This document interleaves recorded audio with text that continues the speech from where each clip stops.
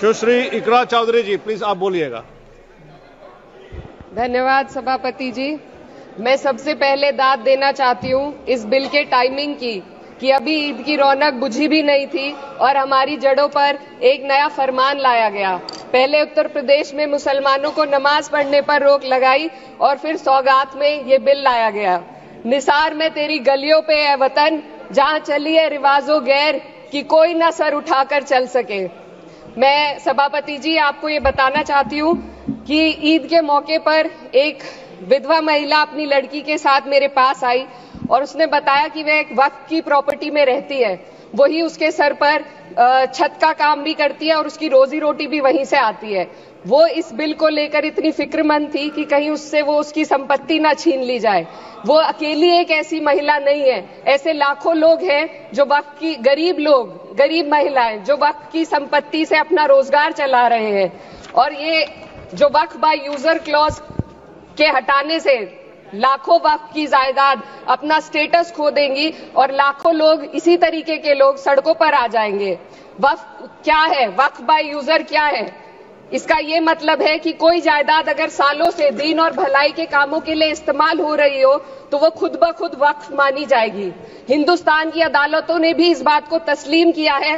Waqf by user सिर्फ वक्फ board को ही मिली कोई खास सौगात नहीं है, ये बल्कि सभी अन्य धार्मिक ट्रस्टों को परंपरा और यूज के आधार पर बिना किसी डॉक्यूमेंटेशन के धार्मिक चरित्र को डिक्लेयर करने का राइट मिला हुआ है। भारत के संविधान के आर्टिकल 13 क्लॉज 3 में कस्टम और यूसेज को कानूनी वैधानिकता प्रदान करता है। इसी आर्टिकल से वक्फ बाय यूजर भी निकला गया है। इस बिल के कानून बनने पर वक्फ बोर्ड तो इस प्रोविजन से हाथ धो बैठेगा, लेकिन अन्य धार्मिक ट्रस्टों को यह सुविधा जारी रहेगी। इससे भारतीय संविधान के आर्टिकल 14 और 15 का सीधा उल्लंघन है, जो धर्म और जाति के आधार पर भेदभाव और कानून के सामने सभी की बराबरी पर जोर देता है। मैं इसके साथ ये भी कहना चाहती हूँ कि सत्ता के लोग जो एक दूसरे की पीठ थपथपा रहे हैं कि वक्फ बाय यूजर का जो अमेंडमेंट इन्होंने दिया उसको एक्सेप्ट कर लिया गया है, लेकिन इनकी शरारत यह है कि उसके साथ ही एक ऐसा प्रोवाइजो इसमें शामिल किया गया जिसके आधार पर यह कहा गया है कि अगर कोई भी वक्फ की संपत्ति विवादित हो तो वो अपना वक्फ स्टेटस खो देगी। तो जो अमेंडमेंट इन्होंने दिया है, जिसको एक्सेप्ट कर लिया गया है, उसका कोई मतलब नहीं है। ये इनकी नीयत है जो साफ जाहिर हो रही है। सोने पर सुहागा एक काम और किया है। सरकार ने वक्फ की कानून के सेक्शन 107 को हटाकर लिमिटेशन एक्ट में 12 साल तक ही किसी के खिलाफ अदालत में जाने का प्रोविजन है।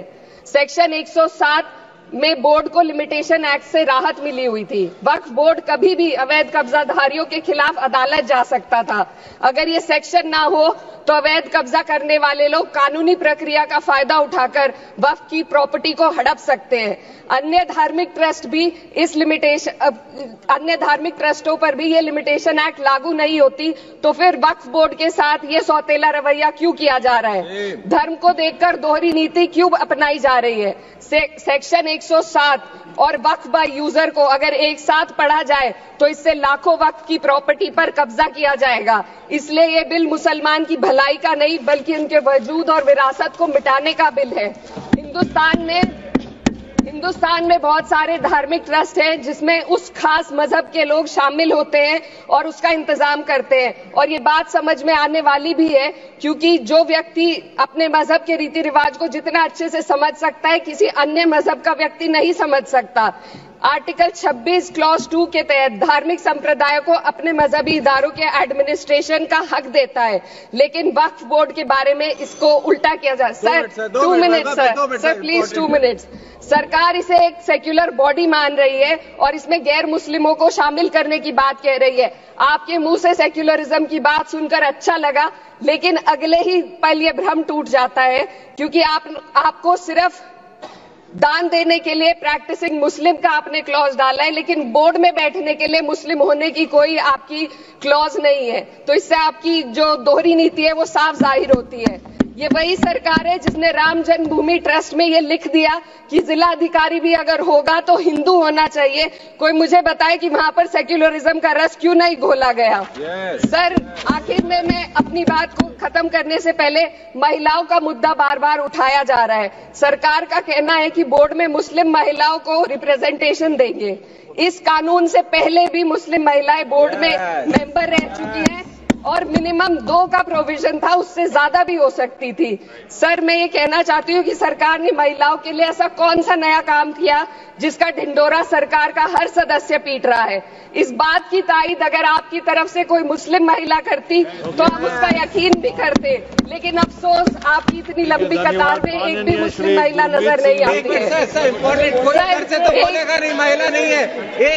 मैं खुद एक मुस्लिम महिला हूँ, मैं सिर्फ एक सर मैं माइनॉरिटी महिला हूँ। इस सदन में हम सिर्फ 2 महिलाएं हैं और उस नाते से मैं ये बात कहना चाहती हूँ कि इस बिल के माध्यम से मुस्लिम महिलाओं को कुछ नहीं मिल रहा है। ये हमें कुछ नहीं देना चाहते, सिर्फ टोकनिज्म हमारे नाम पर बनाकर एक नैरेटिव मीडिया में चलाना चाहते हैं। तो ये बिल मुसलमान की भलाई का नहीं, उनकी पहचान को मिटाने का है। सर, अंत में मैं बस यही कहना चाहती हूँ कि कागजों की कैद में बस नाम रह जाएंगे, वो जो हमारे थे सिर्फ दावे में रह जाएंगे। इस बिल के द्वारा मीठी ईद के जायके को कड़वा करना, यही असली सौगाते मोदी था। बहुत बहुत